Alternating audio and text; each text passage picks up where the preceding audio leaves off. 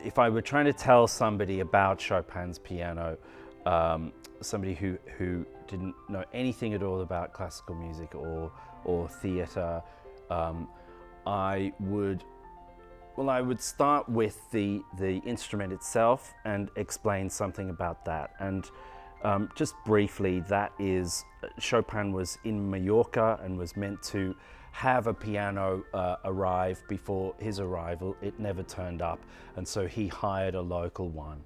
And it was this sort of shabby instrument that he wrote this amazing music on.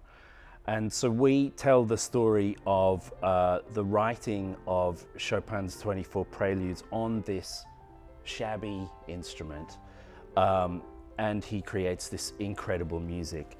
And I think our story spills out from that event.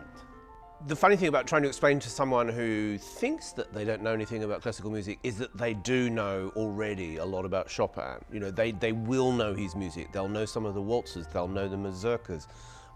They'll know somehow the story about this sickly character who then came to define the whole era of Romanticism. And so suddenly when you reveal to people that there is this backstory that they somehow already know, but it has this amazing front story, and the front story is, how did this sickly composer in the middle of very, very bad health in a terrible winter in Mallorca, how did this composer write on this very, very shabby piano, as you say, some of the great music, great piano and romantic era defining music, and how are we going to tell that story? What happened to the music? What happened to the piano? You're already getting people in because it's a detective story. It's this amazing piece of archaeology where we look at the history of Romantic music, what happened to these pieces, what happened to the piano.